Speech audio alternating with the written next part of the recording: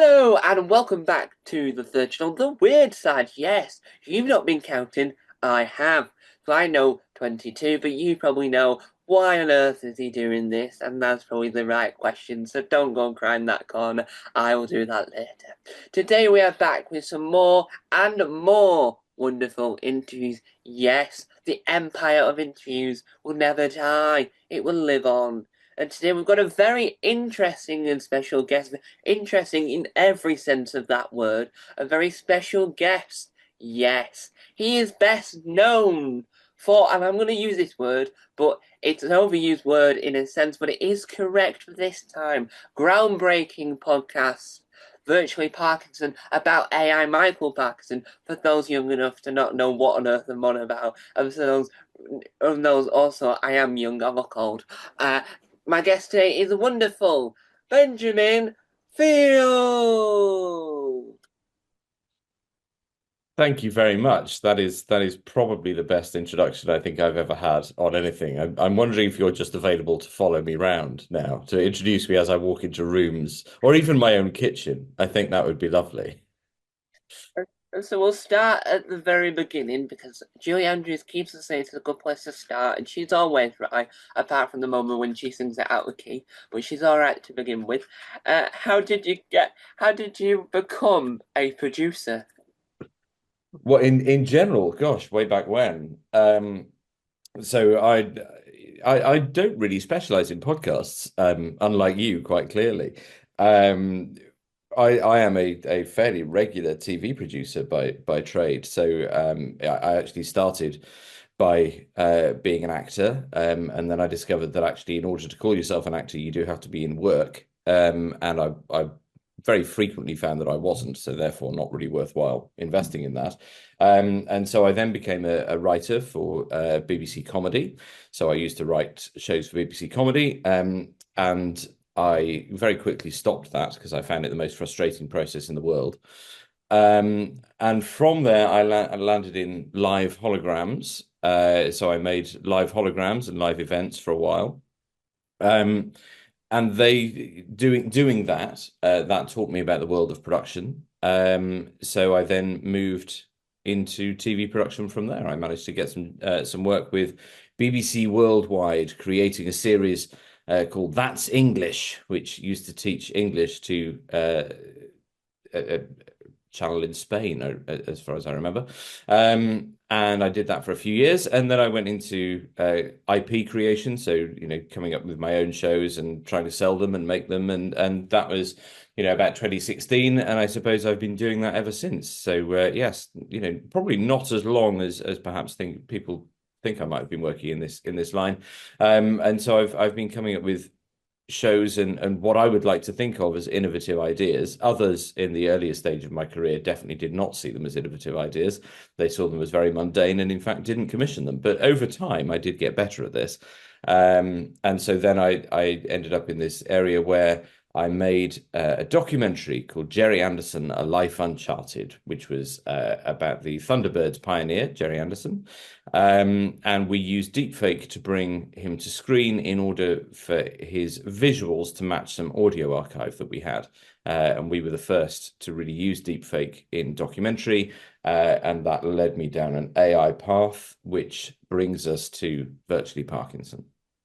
And when using the face of Jerry Anderson for the documentary, do you reckon that helped to make the documentary a lot more alive? Because you've got this strong archive audio, but do you reckon that helping seeing a version of his face will making it clear that it isn't really him? Do you reckon that helps to bring the documentary and give it more gravitas, as you will?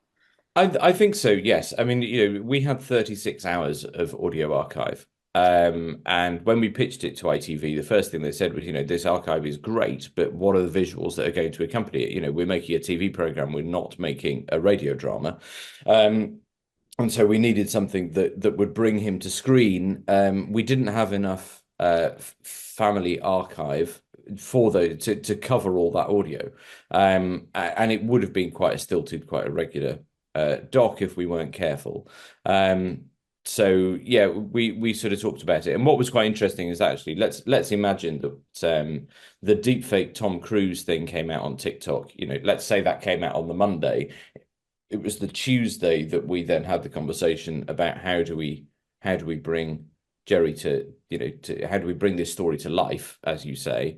And I said to Jamie, Jerry's son, who I'd co-produced the film with, I said, "How do you fancy resurrecting your dead dad?" And that conversation could have gone one of two ways. But fortunately, he was very generous and sort of lent into it and saw the potential, which ultimately led to Jamie and I setting up Deep Fusion Films, which is the company that produces Virtually Parkinson. And do you reckon that the way you've done this helps to show that this medium isn't as scary as we think? We can use it for positive things, not just for evil, malicious ways. Yeah, I mean that's taken a long time and has, with that documentary came out in 2022, and we instantly saw that there was a way forward and a positive use case for artificial intelligence within TV, film, and media more generally. Um, but the commissioners were, decidedly uh, sort of resistant to that. And so when we made the documentary, we set about an ethical framework for how we would work on that film. Um, because so Jerry's life was quite contentious in many ways. He fell out with pretty much everybody he ever worked with. He fell out with, he married three times, had children he didn't speak to for long periods of his life. And so we knew that, the minute that we said we were bringing AI and deepfake, there was going to be people who sort of uh, through the accusations that we had made up swathes of his life, and made up the audio in order to suit the narrative, especially given that Jerry's son Jamie was co-producing the doc. It would be easy to say that this was a bit of a hatchet job and that we were trying to, push a particular narrative or an agenda. So I made sure that we had an ethical framework that set out that, we're not going to recreate any of the audio, even if it's bad. Even if the audio is bad, we're not going to, recreate that or remake it, even though that was an option to us at the time, and that we were going to only create visuals, and anything he said just had to be edited in the normal manner of, reducing the pauses and things. Because my goodness, Jerry loved a pause in between two random words that had no actual need for there to be a pause there. So we edited those out because otherwise the documentary would have been 8 hours instead of 90 minutes. So we built this ethical framework, and then when we went on to try and do more work with commissioners, they needed persuading that it was ethical and there was a legal sort of way forward for it. So we used our ethical framework to then take to commissioners. And at the same time, this is when the trade industry bodies, PACT and Equity and the SAG-AFTRA, Writers Guild of America, that's when they were all trying to grapple with, what should an AI policy look like around the use of AI in film.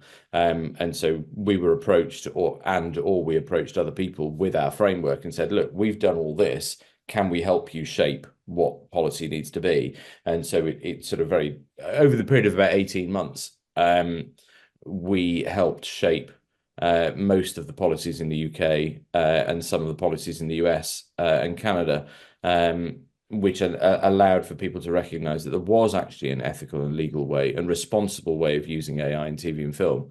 And that is something we've worked very hard on. Yeah. And so then when you've come to the modern day, shall we say, even though everything's still modern, what was it like when work coming up with the idea for Virtually Parkinson? Um, so I suppose we never really intended to make Virtually Parkinson in the guise that it now is. Mike Parkinson Jr., he doesn't like being called Mike Parkinson Jr., so now I make sure I say it more frequently. He prefers just being known as Mike, weirdly. But to make the distinction between whether or not the great legend Sir Michael approached me or whether Mike Jr. did, I tend to add Junior at the end. So when Mike approached me, he wanted to uh, produce an AI version of his father that could introduce or talk about his his archival clips, shows that he's made before. And whilst it was a particularly, it is a good idea and has validity. Unfortunately, the shelf life of a celebrity is actually quite short. So Sir Michael hadn't really produced anything for quite a while, sort of prior to his death. Um, and so his legacy was definitely there and present, and people remember who he was. But commissioners were not necessarily going to lean into the idea of making a retrospective piece using an AI Michael Parkinson. It just wasn't something that we're going to do. However, I sort of, but by comparison, I said, the if we were to suggest doing something like, Sir Michael interviewing new guests, then that would be noisy and it would get a commission and all the rest of it. And we talked about it for a bit. And I said, but ultimately, we're not interested in doing that because that's going to replace a human job. There's no great value to it. What's the point? Yeah. So we agreed that there was no point and it was only going to attract negative attention. And so therefore let's move on. We don't want to harm the legacy of Sir Michael by being part of this. Let's shake hands and move on and do something else.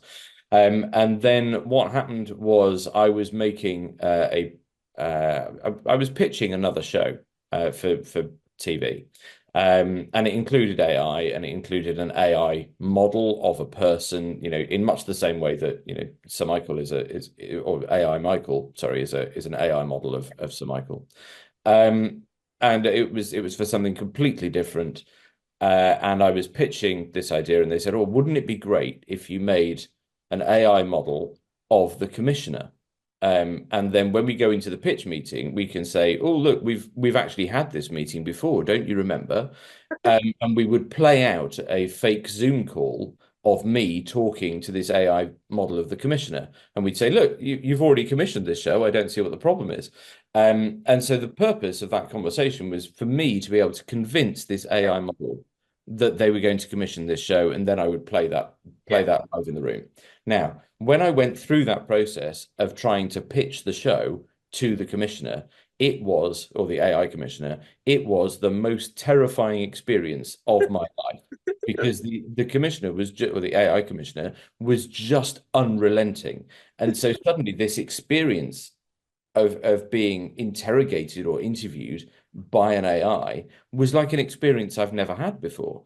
And it triggered something in the back of my mind. I went, actually, there is a purpose to this Michael Parkinson AI version of new interviews because it's not like a regular experience. We're exploring what it is to be interviewed by an AI, and is this new, and what does it do, and what does it talk about in terms of our relationship with AI. What is AI good at? What is it not good at? Because even in that meeting, even in that interview that I had with the AI commissioner, there were things where I went, oh, if I was talking to a real person, there'd be an interjection here, or I'd be able to, there'd be a laugh or something, and I'd be able to break the tension, and we'd move on. But I couldn't do that, and it was really, really interesting to me to see what it did. And so I went back to Mike and said, right, actually, there might be validity to this, but we have to package it in such a way where we are completely transparent. It's a really open thing. We're not passing it off. It's not AI. It's not Michael Parkinson interviewing new people. It's an exploration between an AI version of Michael Parkinson because he has such a great, he's the greatest juxtaposition to AI that I could think of. He's got warmth and humor. He's well respected. He's well loved, and AI is seen as being cold and hard and terrifying. So the two offset each other. So the voice would put the guest at ease, whereas actually the experience is still that same experience of, oh God, this is something really, really new.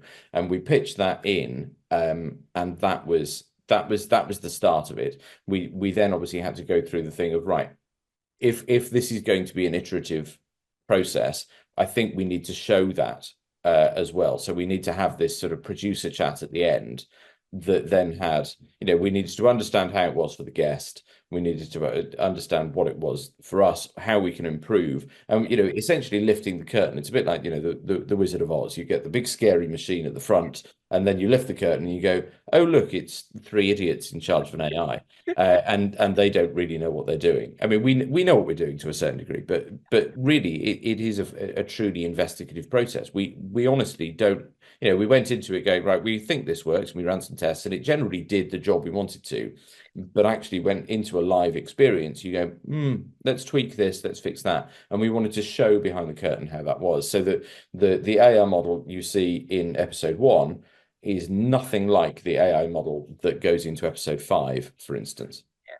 And do you reckon that because when things like this, when like reboots or things come back, do you reckon that it helps to have all this attention on some of the bigger media shows like Haven't Got News for You and appearing on Last Line? Do you reckon that helps so that it helps so that you can show that what you're doing is really impressive because you've got this, you've set this idea up. People have then had their opinion, then you'll be able to get all the jokes out. So then you'll be able to say, well, it's more serious. We're doing something groundbreaking, and do you reckon that helps with the publicity of the show itself?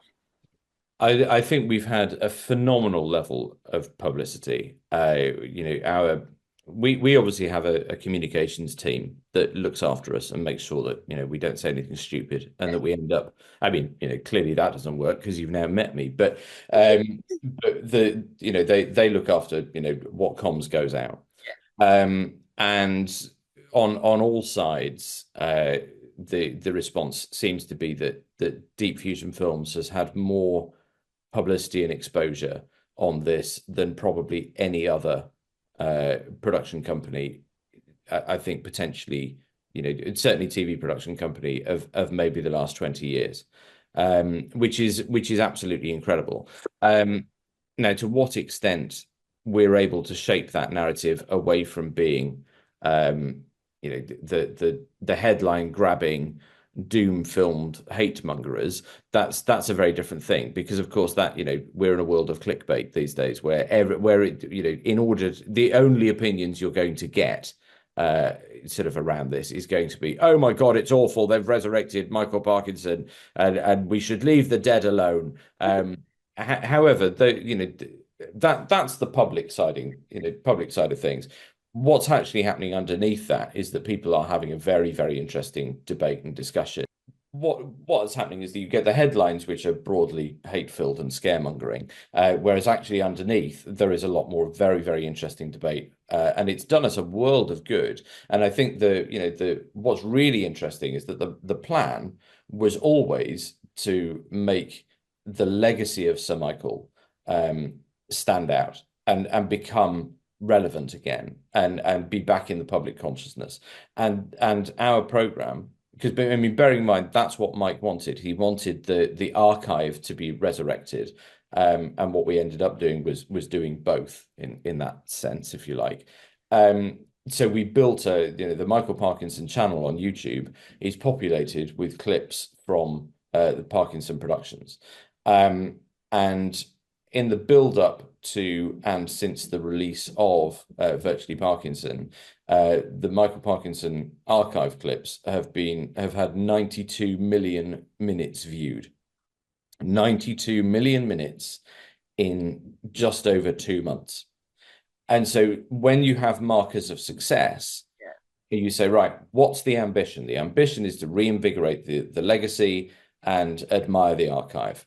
Let's make a noisy show that does this and gets the conversation going. But in the background, 92 million minutes of Michael Parkinson archive has been watched.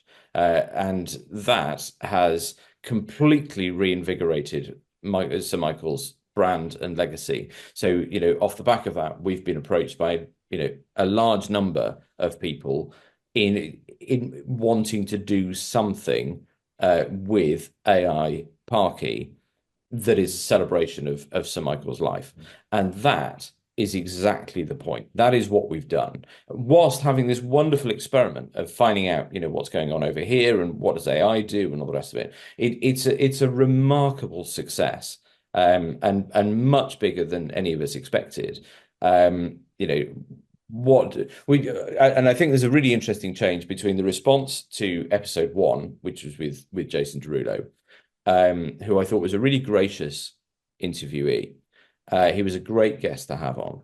And unfortunately, obviously all the noise around that was about the hate mongering around the fact that we'd done it in the first place. And so people didn't necessarily lean into what he was actually saying or the interview that he gave, which is a big shame. However, episode two, Chris McCausland, all of that stopped. The hate mongering stopped almost immediately. I think there's one comment that's bad on, and I define bad by just being, the closed ears, closed eyes. That, there was one of those. The rest of them was, oh, isn't it? But you can see the jump in the AI, and the AI has done this, and it could still be better in this. And all the others are, what a great interview. Chris gave it a great interview, and it focuses back on the guest. And I think the success of any good interview is always based on how engaging and how interesting the guest is. You can have a brilliant interviewer and a rubbish guest, and even the real Sir Michael had those experiences where the guest just didn't work, and those are not memorable interviews. So yes, I think broadly we're into we seem to have got over that initial hump, and now we're able to engage with the people who want to see the guests and want to learn the story, and it's becoming something that is validated by the viewers, as well as intriguing content for them. And when you are getting guests onto the show, how easy is it to try and convince them that this is going to be a new way of an interview, instead of just usually sticking in a room and having someone say the same thing over and over 30 times because they're in an interview? How do you make it so that they understand what you're attempting to do? Well, we have a talent booker, so we have the lovely Natalie Jupp. And she is well respected and well loved in the industry. So, we have that advantage that if it's her coming to guests or going to guests. And we work very hard on that. For some people, it's not for them. I think the big thing is actually just guest availability anyway. Despite as it may appear, celebrities in inverted commas, talent, as we like to refer to them in the media spheres, are incredibly hardworking. So actually availability is always going to be a problem. We've not really had too much in the way of pushback in terms of, I don't want to be part of this. I don't want to, I don't want to engage. But availability certainly is part of it. I think we've had two guests who've said, I just don't want to be part of the process. In the early stages when we came up with this, as is famously now known, Richard Osman said, we approached Richard to do this. And he said, for the sake of humanity, I'm going to turn this one down. And then actually when he learned about more what it was, rather than the headlines and the scaremongering, he did engage and say, actually, this is going to be, it's a very interesting process. Now, that said, the obvious next question is Richard Osman going to be a guest on the show? To which the answer is, there is no definitive answer on that at the moment. But there are lots of others that are open and engaged and interested. And I think two things happened is when it got announced and people understood what it was, there was a lot more uptake. And now it's come out, there is a bit of a lull as people work out what the public reaction is. And then I think that once it becomes legitimized through audience feedback, I think we'll get more of a follow through again. So it's been, I think it's probably the same as any other, because there are certain podcasts that don't suit certain people. Either the guest style or the interviewer isn't somebody that aligns with them. So some people say yes to things and some people say no to things. And I think that what makes this interesting than others is that, especially for Chris McCausland, because Chris McCausland's got the disadvantage of that. Well, he's got, in this case, it's an advantage, but in a normal case of being interviewed, it would be a disadvantage. You can't see the interview. I think that this sort of like fits into his realm, because then he's just focused on the voice, because he's not worried that he's what he's doing with his face, because he knows that the other person's not really in the room, and I think that sort of makes it more makes that more of a lovely episode because you know that he's more relaxed because of the environment he's in and the situation for him. He's probably more relaxed because he's not panicking, than he's not looking, not like smiling at the right moment, or not reacting to his Yeah, I feelings. mean, I think everybody in any conversation in a live setting feeds off micro expressions, and be those micro expressions visual or audio. Even if you have lost your sight, you respond to audio cues. And I can't say for definite because I'm fortunate that I have sight, but I rather imagine that you become more attuned to audio cues at that point. And so AI Parky doesn't give any form of affirmatory cues, if you like. There's no audio responses in midway through a sentence that allows for a guest to know whether or not Parky's agreeing or disagreeing or wants to interject or anything. So I think it's I don't want to presume that Chris's experience was easier than other guests. But I think everybody responds slightly differently to and has the need to respond slightly differently to when there is a real interviewer and when there isn't. Yeah. And one of the other things you've worked on that is came out in the same time frame as another documentary that did something that and then another documentary did a similar thing. What was it like working on the Hammer Hero Legends and Monsters?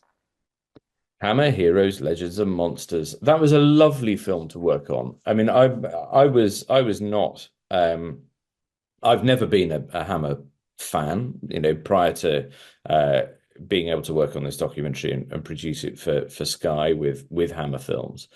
So it was fascinating for me to learn about the rich history of this, iconic UK studio. And so I made a decision very, very early doors on that Hammer was a studio that lent very heavily into practical effects. There was no CGI, not really. There were a couple of matte paintings for the back of Dracula's castle and things, but broadly speaking, there was no CGI or special effects or camera trickery or anything else. And so I said, right, we're not going to do any AI in this film. We're not doing any. It's not right for it. It's tonally wrong. And then, of course, we were 3 days from delivery. Something happened, which meant that we had a problem and we needed to fix it as quickly as possible. So I lent into some AI, and I wish I didn't have to have had done that. And with that style of documentary, it was at the time. Well, it was very recent, but it was at the time when they made the Christopher Lee documentary, and all those documentaries when they aired were beautiful documentaries because Sky Art, believe it or not, does do beautiful documentaries, not just like you watch a length of a ballet. It does that as well, but it does beautiful documentaries. Do you reckon that Sky Art was the perfect place for this documentary, or do you reckon that it would have flourished elsewhere? I no, I think I mean, obviously with the right support from the channel, I think a documentary can do well in most places. But I think Sky Arts was a great fit for Heroes, Legends, and Monsters. The team at Sky are phenomenally supportive and very open, and their feedback is great. And they allow for creativity to flourish. They believe in their filmmakers, and they lean into that and support them wherever they can. So it is a truly great place. And the fact that now it is also free to air. So it is readily available on Freeview so that a larger audience can get it, was really important for us because I mean I think visually and intellectually I think that HLM did a really strong job of giving a solid historical overview of the studio. Um, and it was great for me that got to a really wide audience, because in a similar way I think actually that A Life Uncharted, the Gerry Anderson film, I think was equally as beautiful, and told as a more emotional story. Actually, I think the emotional highs and lows of that film are probably stronger than HLM was, but because it was, and no, it is. So anyway, it launched on BritBox, which is of course subscription, and then much later became free to air on ITVX. But you still needed a subscription. You still needed to, it was a free subscription, but you still need to sign up to it. It put it behind this paywall that meant that you had to be actively interested in the subject to find it and watch it. So no, I mean Sky Arts. We did approach Sky Arts actually for Gerry Anderson, but it didn't resonate with them at the time. So. And one of the other things you've worked on that is a program that you wouldn't expect to have this long life, that it still exists now, because it was on when I was younger and it's still on today, and obviously changed over time because it's shifted with the way that people watch things and the way that children Yes. interact with the TV. But what was it like working on My Life? I'm still doing My Life's. I've actually got another one that comes out in just a few weeks' time. The My Life films for okay, so My Life, for anybody that doesn't know, is a documentary strand by CBBC, which focuses on young people between, typically between the ages of 12 and 16, who have an interesting story to tell. And I think I've made four of these now. I'm not sure. You may actually know better than I, Tom, on that one. But I think I did. So there are three out there in the world, and I think I'm now doing my fourth. And each one is a very different feeling. Because there are so many young people who have amazing stories and very interesting set of challenges to go with them. And I find them remarkably inspirational, not in a rose-tinted, emotional, warm-hearted, and fuzzy kind of inspirational way, but actually just the fact that you with the right attitude, and attitude is everything. Um, you can make things happen for yourself, and that completely aligns with my history and my backstory. I never received any official media training, but yet here we are, and my markers for success these days are about being able to support my family and making sure that we get the bills paid. It's a remarkably oh, what a seductive level of success that is. But that's my level of, that's how I mark a success these days. And that is completely self-driven and self-taught. Nobody does it for you. And so to be able to then go into a world where, you see people much younger than I ever was when I ever had any levels of self-belief or determination or, any of the rest of it, is really heartwarming. And it feels very humbling, really, to be allowed into those opportunities. So we covered Stan Moody when he was going from being an amateur snooker player through to trying to become a professional, and we covered that moment of when he finally made it, and that was remarkable. And we covered Sandro, who wanted to become a professional racing driver, and so he was going from go-karts. So well, he got quite cross when I called it go-karts. Actually, it had to be called karting.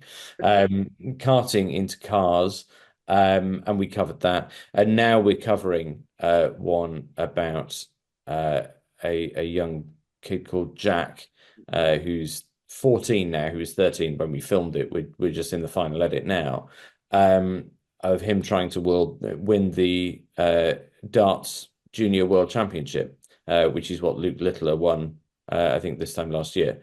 So it's been a really, really interesting experience, and no AI was harmed during the making of any of these, because these are truthful, authentic, inspirational documentaries in and of their own merit, and they don't require it. And why do you reckon that as you call it, strand, has lasted so long because I say I'm old, but I'm not incredibly old. But it's been on for a good majority of of my life. No pun Hey. intended. And why do you reckon that it's lasted like so many years? I think because everybody has a story to tell, and that it is important for everybody else in the wider world to understand that everyone has struggles, and that actually, there's no determining factor between any one of us. We can all admit that we have struggles and things that we find difficult, but yet we're all on an individual path. And so the longer that the strand goes on, the more lives we can see, and the more we can relate to everybody's individual journey, and find something inspirational or motivational from those. And then, but outside of that, of course, we have to recognize some wonderful filmmakers have been involved in those stories over the last however many years it is. And those filmmakers, are brilliant in and of themselves. But then also the ship is being steered by some great commissioning executives at the BBC, at CBBC. I'm working with two at the moment. I worked with so Kes Margery looked after them for a very long time. Alison Gregory, I think, started before her. And now we're working with Flo Donegary, who's looking after this one. And they're doing a really, really wonderful job of making sure that those authentic stories are being told in a way that is engaging and relevant to audiences today. And so that's really important.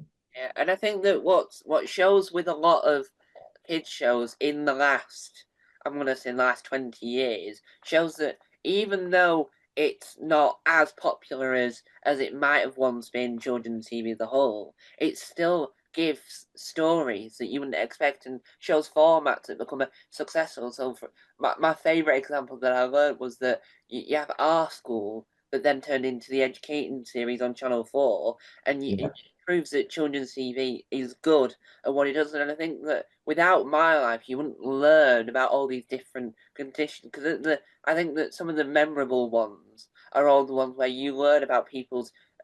I'm gonna use a term, but it might be condition might be the correct term, but disability that you didn't know of. And so like there was one, and I can't remember the full story, but there's one where if you near someone else with the same condition, it'd be more harmful than you. And so when they were in the band, they had to make sure they were separate between each other. Right. Okay. And you wouldn't have known that without this series. Do you reckon that's why children's TV is still so successful? Because it's telling stories and teaching kids in ways that doesn't patronize them. I think it's important to not patronize children. I think children are much smarter than people perhaps gave them credit for, 15, 20 years ago, certainly when I was younger. I mean, that's not to say that I didn't enjoy the programs when I was younger, but I think there's definitely a very different approach to children's filmmaking these days, or children's TV productions these days. So yeah, I think that's really important. But I mean, you also mentioned the fact that CBBC programs are maybe not sort of viewed as much as perhaps they were, because of course there is so much content out there in the world now. And I think that speaks to a very interesting future for all of television, which is actually how do we consume TV in the future? Streaming has obviously kicked in. Obviously that's been around for a very, very long time now. But that became, that probably had its absolute height, maybe 6 or 7 years ago.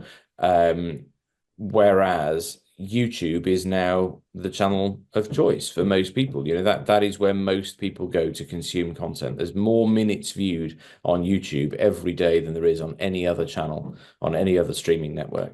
And so we have to look at, that's one of the challenges that filmmakers have now, which is, well, how do we make sure that the programs and the content we make stay relevant to our audiences? And so we need to adapt to that. And the BBC has been always a fairly early adopter of technology. You know, they built the iPlayer well before anybody else built a streaming platform. And they moved into having a YouTube presence well, you know, well before anybody else as well. But the question now becomes is, well, how do we make YouTube pay to the Yeah. same level that, you know, that filmmakers need in order to make the programs of the quality that they have? And that's the challenge that faces the industry at the moment. Is how do we continue to make high quality, engaging content that is actually watched and is available on the platforms where people actually want to watch them on? Yeah. And do you reckon that, and how do you reckon that with the evolution of the way that my life has gone, do you reckon that will help it stick around for a lot longer because it's not just the same that it was years ago? It's now developed. Like Blue Peter, it changes with the times. Do you reckon that that's why this will last longer because it won't be the same program as you're watching it now? It'll develop with the way that the researchers have gone with working out how children consume their Yeah. programs on that channel. Yeah, I mean, I think the important thing with my life is actually, you know, the stories themselves and the people and the individuals, because, you know, we are all built intrinsically to be fascinated by other people, and exploring other people's lives. And when these programs are made, you know, so openly and so honestly, it's lifting the curtain, isn't it? And being able to see not just what appears on social media, but actually what goes into you know, those lives that you wouldn't otherwise see. And I think that's why it's so good and why it'll last so long is because there will never stop being interesting people to focus on. Yeah. And one of the other things you've done or appeared on that is, I think, is a genius move because it's in a very it's in a very long list of top 10 in its category because you have to categorize things. What was it like appearing on the Jerry Anderson podcast? Ah, the Jerry Anderson podcast. I love that. So, um, obviously Jamie and I, you know, we're quite close while we were making A Life Uncharted, and obviously have now remained so now that we're business partners. Um, so I think that was a lovely opportunity to be very open and honest and authentic and dive into, you know, my appreciation for the work of Jerry Anderson, and all those that worked with him, um, and also have a good chat with my mate, and make each other laugh and talk about the authentic experience of making a program. Because, you know,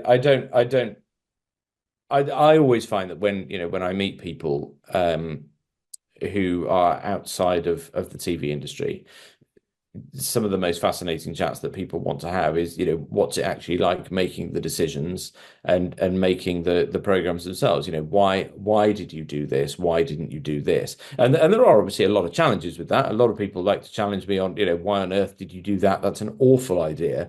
What's your decision making behind that? And so I think the opportunity to have that conversation sort of slightly preemptively in a fairly safe space, it should be said. You know, being interviewed by Jamie was not like being interviewed, you know, by Jeremy Paxman.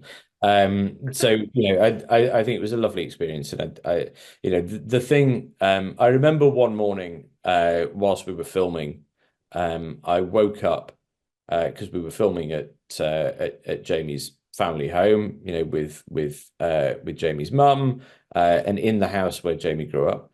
And I remember waking up one day, in their spare bedroom, and thinking, "Good grief!" You know, it's like I really am making something now that is going to be embedded within the legacy of Jerry Anderson. And so to suddenly become part of a story that, you know, I've always admired, was really humbling for me. It was a lovely, touching sort of thing to be able to go in and go, do you know what? For this period right now, there's probably, you know, very few people who understood Jerry Anderson better than I did. You know, because of all the information that I was given and all the conversations I had. I could still probably do a very interesting account of who Jerry Anderson was, and you know, the psychology of the man. without too much difficulty. And I'm greatly honoured to be in that position. Yeah. Do you reckon that these things with do you reckon these have become popular because of the fact that not many people knew a lot about him, other than the other people that are in a, I would say, similar category of greatness, like Jim Henson, people know a lot about, and all these other people that are amazing but sadly no longer with us. Do you reckon that this became popular because not many people knew about it but didn't know the in depth, and do you reckon that's what helped it become popular because people learned more about them that they never learned things that they never thought they wanted to know, but now they know because they think that it's an incredible thing to know. It speaks to the same thing as my life, doesn't it? Which is about lifting the curtain, and trying to, really trying to understand what makes people tick and how things happen. Because we all see the end result, but we don't see the struggles and we don't see, the truth behind any of it. We just see what we're presented with. And I don't think that's a new thing necessarily. I think, there has always been a fascination with with celebrity, and celebrity, now means something different from what it was. And Jerry Anderson would never have seen himself as a celebrity. He found the whole thing very, very difficult. Engagement with fans and things was something that he put off for as long as possible, and only very, towards the end of his career did he actually lean into it and fully understand that people, really did see him as this pioneer and was well loved. He didn't see himself as that. He was just doing a job and getting on with it. So yeah, I think it's definitely in that area where, again, you're lifting the curtain and trying to understand how people do things, maybe in order to, relate in some way to those people and say, well, actually, I had struggles like that and I dealt with it this way, or and of course, some people just want to learn about them so that they can, hate them a little bit more. So.